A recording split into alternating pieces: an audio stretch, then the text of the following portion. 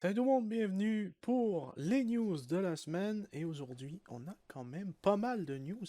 Donc, on va y aller tout de suite. On commence par NECA et leur diorama dans les égouts, qui est super cool. C'est un super diorama. Vous pouvez vous en servir pour pas mal tout. Bien sûr, tout ce qui est 1/12 et les alentours. Donc, je pense que les figurines DC Multiverse pourraient marcher à l'intérieur. Cependant, c'est 300 balles. Et pour moi, c'est 150 balles de trop. Donc, je dirais, s'il aurait sorti ça, ce diorama-là, à 159,99, j'aurais dit oui. Mais 300 balles, c'est non. Ensuite, on a le Revoltech Yamaguchi Arkham Knight Catwoman. Bien sûr, c'est connu. Revoltech font des figurines qui sont super articulées, mais articulées de fou. Donc, c'est un peu une figurine qui est assez laide quand tu la mets pas dans une pose. Mais quand tu la mets dans une pose, elle peut faire des poses que n'importe quelle figurine ne peut pas faire. Cependant, ils ont leur petit côté genre animé que j'aime pas trop. Donc, ça fait pas vraiment Arkham Knight. Genre, c'est vraiment visage une série animée, quoi. Donc, j'aime pas trop. Sinon, c'est pour 71$ au Japon seulement. Donc, la précommande commence le 24 août. Donc, on commence déjà avec les l'exclusivité du New York Comic Con. Donc, voilà, on a Ghostface de Scream de chez NECA qui qui nous sort quand même un joli packaging. Si vous êtes si vous êtes fan, pardon, de films d'horreur, vous pouvez vous le procurer au New York Comic Con. On n'a pas plus d'informations là-dessus. Ensuite, on passe sur du DC Multiverse Green Lantern, DC versus Vampire, donc ils ont déjà sorti, je pense, la version Joker, Batman, Superman. Et là, on va avoir la version de la lanterne verte, donc exclusif à Walmart comme tous les autres. Donc, elle va bientôt être en précommande. J'ai pas encore de date, mais elle a de l'air plutôt pas mal. C'est pas mon truc. S'il aurait été disponible un peu partout, je pense que j'aurais craqué. Mais quand c'est des exclusivités, j'essaie de prendre ceux qui sont de base, quoi. Donc quand on parle de base, on parle aussi de Black Lightning. La figurine a de l'air super cool. Donc c'est Black Lightning du comic Final Crisis. Et donc lui aussi va être Walmart exclusif. Donc j'espère pouvoir mettre la main dessus pour le rajouter à ma Justice League. Encore là, pas de précommande ni de prix disponible, mais il y a de l'air plutôt cool. Ensuite, on a quelques images supplémentaires du HasLab de chez Star Wars pour les fans de figurines 3,75 pouces. Donc voilà, si vous êtes fan, bien sûr, il est toujours disponible à la préco pour 500 balles. Donc ça fait plaisir. Bien sûr, il y a beaucoup de trucs qui ont été débloqués durant les derniers jours. Et donc, vous avez tout simplement 22 jours restants avant que ça se termine. Et donc, il reste encore quelques trucs à débloquer. Ensuite, petite figurine de Clubber Lang de chez Star Ace Toys. Je connais pas, c'est une figurine de Rocky 3. Pour 500 balles, ça pique pour la version de luxe et 259,99 pour la version normale. Je suis désolé, mais je regarde ça.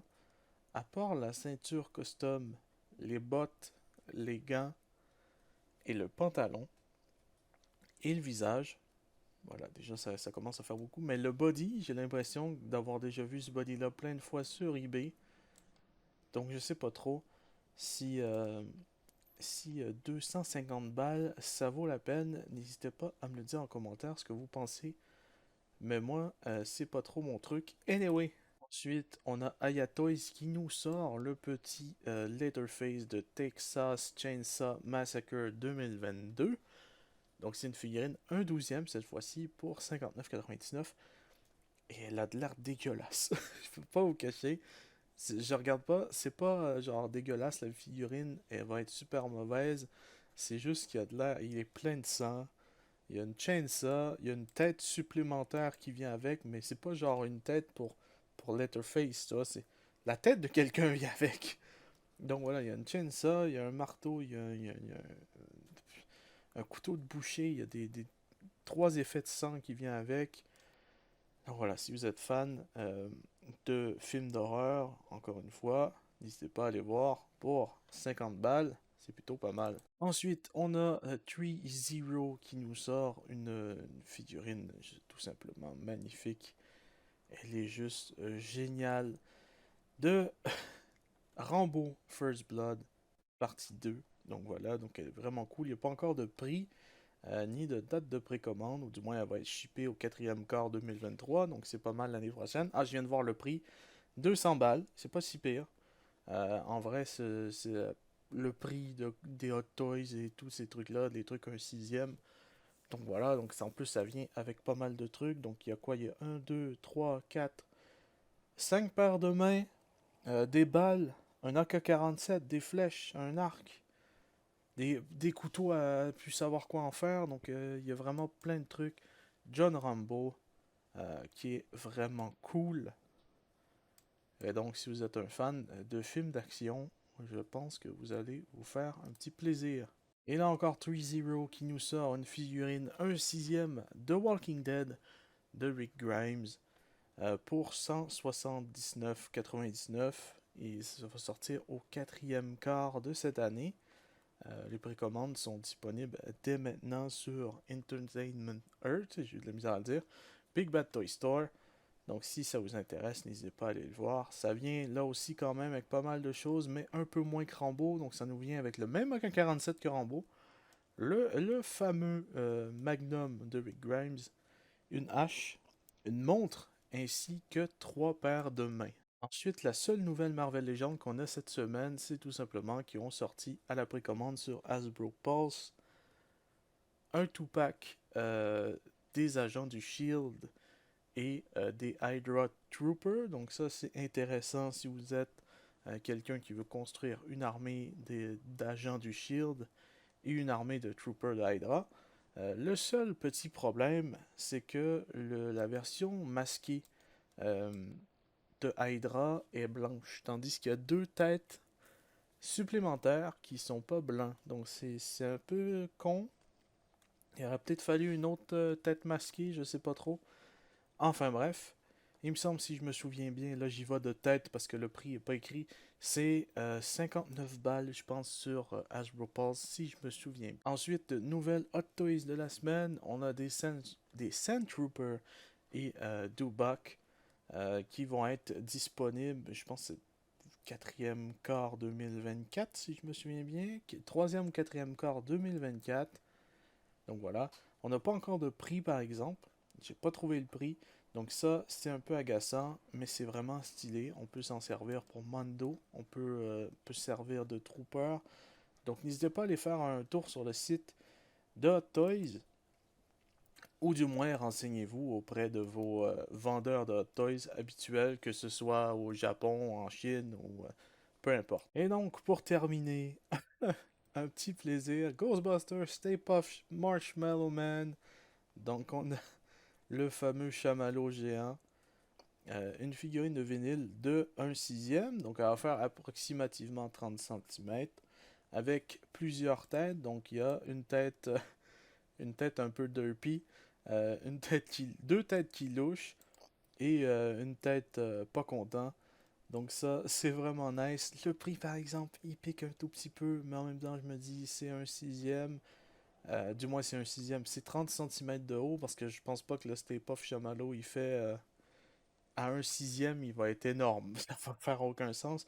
Donc c'est 194,99. Ça pique un tout petit peu, mais bon. Ça a l'air plutôt pas mal. Il n'y a aucun endroit où est-ce que ça nous dit qu'on peut précommander ou quoi que ce soit. Donc c'est à voir dans le futur. C'est fait par Star Ace là aussi.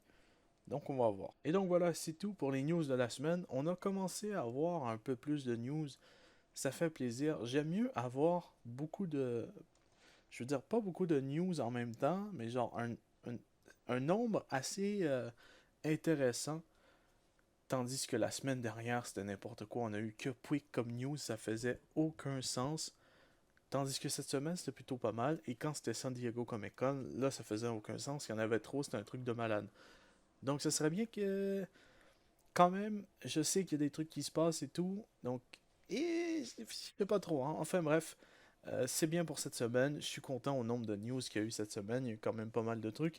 Et aussi, ça fait mal au portefeuille quand tu arrives proche de San Diego Comic Con ou New York Comic Con, où est-ce que tu as 14 news qui sortent en même temps et que tu as trop de trucs en même temps.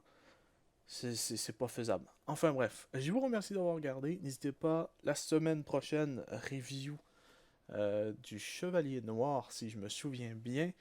Sinon, on va se retrouver pour les prochaines news. Et puis, je vous dis à la prochaine. Portez-vous bien tout le monde. Peace! J'ai bugué à la fin, mais c'est pas grave.